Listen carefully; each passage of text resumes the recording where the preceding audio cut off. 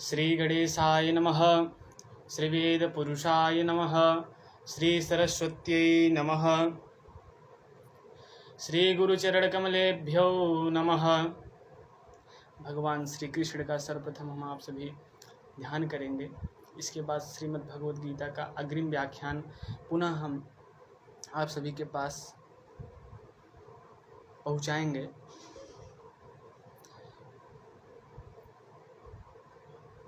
हरि ओम।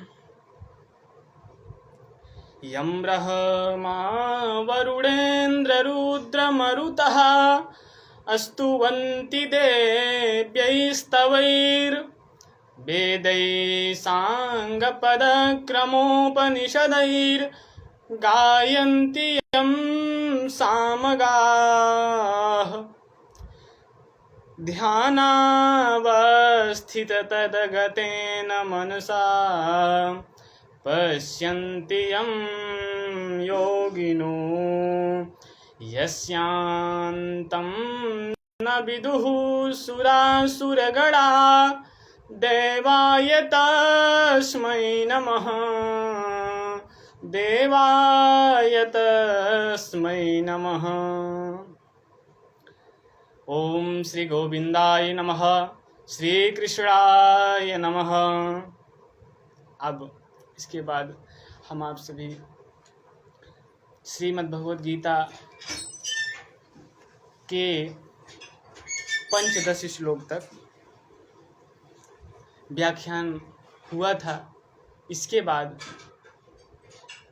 16 श्लोक से लेकर के 16 श्लोक से लेकर 18वें श्लोक तक श्रीमद् भगवद गीता का व्याख्यान करूंगा। इसमें इस पूर्व वीडियो में सर्वप्रथम पहले कुरुविद्या भीष्म पितामह ने शंख बजाएं, तो इसके बाद उनके जो अन्य सेनाएं थी वो शंख बजाएं, और वह जो शंख का जो नाद हुआ, आवाज हुआ, जो विनक्ति होकर बजा, वह सह शब्दस तुमलो भवत, वह भयंकर शब्द हुआ। इसके बाद भगवान श्री कृष्ण के तरफ से पांडवों के तरफ से पंचजन्यम ऋषिकेशम देवदत्तम धनंजया पौंड्रम दधमौ महाशंखम भीम कर्म वृकोदर। पौंड्र नामक शंख भीम, ऋषिकेश भगवान श्री कृष्ण पंचजन्य नामक शंख, और धनंजय अर्जुन देवदत्त नामक शंख को बजाएं। इसके बाद जो पांडवों की तरफ से अन्य सेनाएं हैं उनको बताएंगे। तो इसके पूर्व में यह ध्यान देने लायक बात है, भगवान श्री कृष्ण अर्जुन के रथ के सारथी हैं। तो जिसके रथ का सारथी भगवान हो, जिसका लगाम भगवान पकड़े हों, उनका कोई कुछ बिगाड़ सकता है का? यह संभव नहीं है। इसी प्रकार इससे हम सभी को यह भान होना चाहिए, अनुभव होना चाहिए कि यह जो शरीर है, तन है, यह भगवान को दे देना चाहिए, उन्हीं को समर्पित कर देना चाहिए। प्रभु जो कुछ करेंगे आप ही करने वाले हैं और हमारे बस का कुछ नहीं है।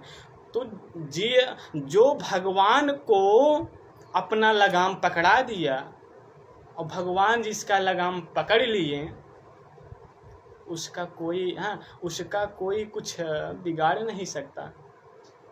उसका कल्याण निश्चित है, लेकिन प्रभु बहुत तपस्या लेते हैं, तप लेते हैं। तो पांडवों की तरफ से सर्वप्रथम श्री कृष्ण, इसके बाद अर्जुन शंख बजाएं। उसके बाद उसमें विशिष्ट रूप में तीसरे नंबर पे भगवान भीम करम वृकोदरा, भीम ने पौंड्र नामक महाशंख को बजाएं। अब इसके बाद बता रहे हैं अग्रिम श्लोक में, उसका हम आप सभी आवृत्ति करेंगे। अनंत विजयम राजा कुंती पुत्रो युधिष्ठिरः नकुलः सहदेवस्य सुघोषमणिपुष्पकौ। एक बार आवृत्ति पुनः करेंगे। अनंत विजयम राजा कुंती पुत्रो युधिष्ठिरः नकुलः सहदेवस्य सुघोषमणिपुष्पकौ। अब बता रहे हैं कुंती पुत्रो युधिष्ठिरः। कुंती के पुत्र कौन हैं? युधिष्ठिर हैं। अर्थात कुंती के 3 पुत्र हैं। कौन? युधिष्ठिर, भीम और अर्जुन। ये कुंती के पुत्र हैं। और जो 5 पांडवों में 2 बच रहे हैं, नकुल और सहदेव, ये माधुरी के पुत्र हैं। तो अब बता रहे हैं अनंत विजयम राजा युधिष्ठिर ने अनंत विजय नामक शंख को बजाएं। अर्थात जब युद्ध जीतेंगे ना तो विजय किसको मिलेगा? विजय श्री किसको मिलेगा? युधिष्ठिर को ही मिलेगा, क्योंकि वो सबसे श्रेष्ठ है। और इसके बाद सुघोष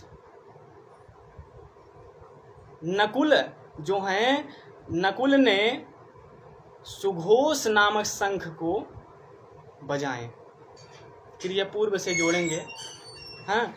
नकुलः सहदेवस्य सुघोष मणिपुष्पकौ। नकुलः अर्थात नकुल, सुघोष, सु माने होता है सुंदर, घोष माने होता है नाद, आवाज।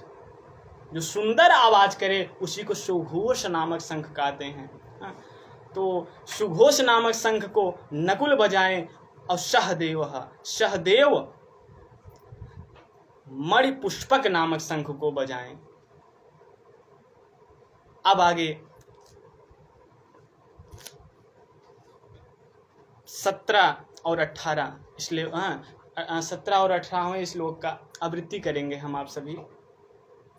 अब उसमें जो पांडवों की तरफ से अन्य पृथक पृथक सेनाएं हैं ना, उनको बता रहे हैं, गिना रहे हैं कि उन्होंने कौन कौन शंख बजाएं। यहाँ पे वेदव्यास उनका वर्णन नहीं दिए कि जो अन्य पांडवों के तरफ से इनसे 5 पांडवों भगवान कृष्ण के अलावा जो शंख बजाएं पांडवों के तरफ से, उनके शंख का नाम नहीं दर्शाएं,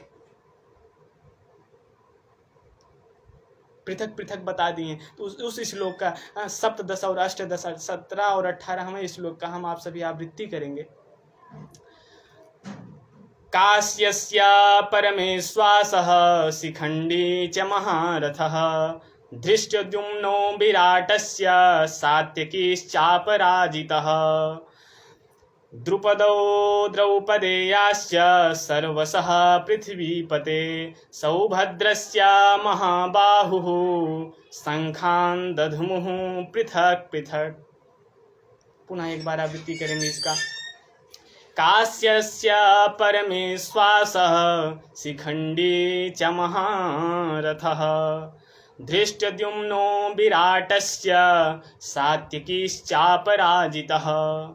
द्रुपदो द्रौपदेयाश्च सर्वशः पृथ्वीपते सौभद्रस्य महाबाहुः शंखान् दध्मुः पृथक पृथक।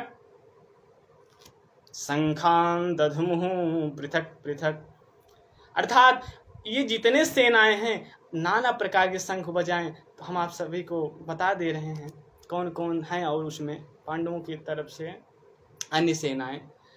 कास्यस्य परमेश्वासः, परम उत्तम धनुष वाले, श्रेष्ठ धनुष वाले। काशीराज, कास्यस्य काशीराज।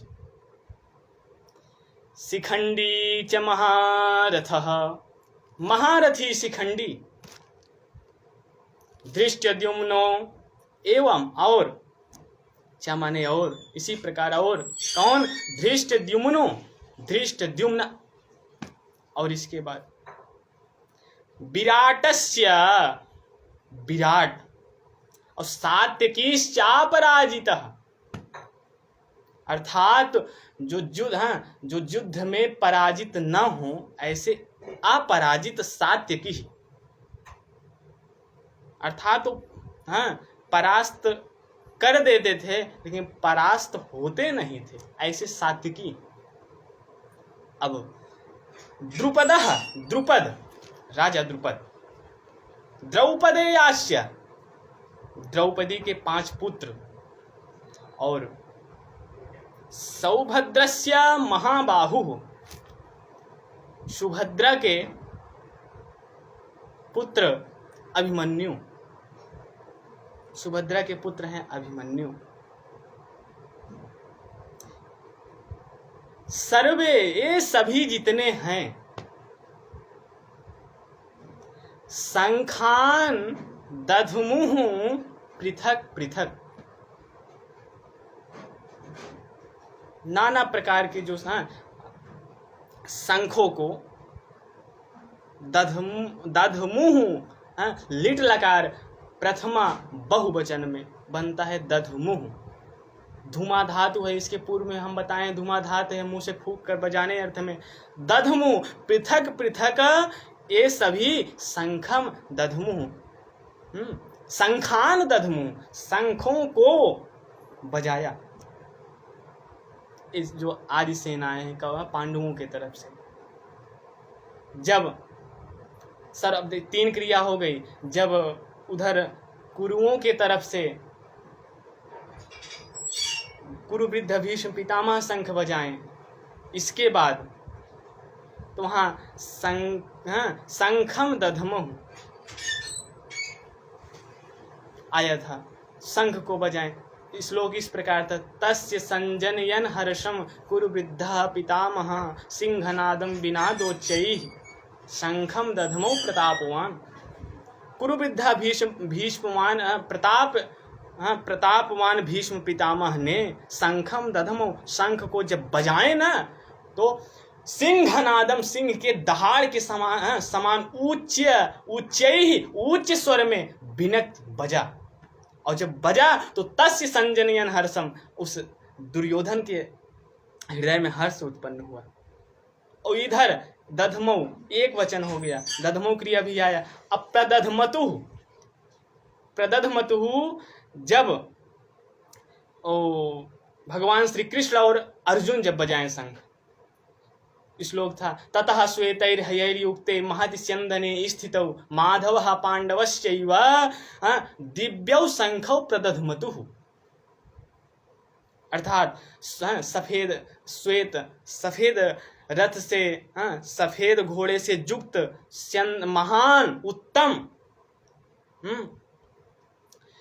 स्यन्दने, रथ में स्थितौ, रथ में बैठे हुए 2 कौन, माधव पांडव, माधव श्री कृष्ण और अर्जुन, भगवान श्री कृष्ण और अर्जुन, दिव्यौ शंखौ प्रदधमतु। हमारा आपका जो शंख होता है वह पिपीली टाइप में होता है, लेकिन प्रभु का जो शंख है और जो अर्जुन का शंख है, यह दिव्यौ शंखौ प्रदधमतु, अलौकिक दिव्य शंख को प्रदधमतु, वे दोनों बजाएं। कौन दोनों? श्री कृष्ण और अर्जुन, श्री कृष्ण और अर्जुन। और इसके बाद अब इधर क्रिया आई, हो गया दधमौ, प्रदधमतु भी हो गया, प्र उपसर्ग पूर्वक है प्रदधमतु। इसके बाद प्रदधमुः, प्रदधमुः। और जो पांडवों के तरफ से नाना प्रकार की जो सेनाएं हैं वो शंखान दधमुः पृथक पृथक, नाना प्रकार की शंखों को वे सभी सेनाएं दधमुः माने बजाएं। तो इसी के साथ मैं अपने वाणी को विराम देता हूँ। आप सभी जो देखें, जो इससे जुड़ें, उसमें यदि कुछ त्रुटि मैं किया हूँ क्षमा करिएगा, शब्दार्थ में वैसे त्रुटि नहीं है। और इसी के साथ मैं अपने वाणी को विराम देता हूँ। पुनः हम वीडियो ले आएंगे, लाइव ले आएंगे। हो सकता है इसके बाद आगे जो प्रकरण है अभी हम कुछ क्षण बोलें, बाद कुछ क्षण में। इसी के साथ मैं अपने वाणी को विराम देता हूँ। ओम शांति शांति शांति।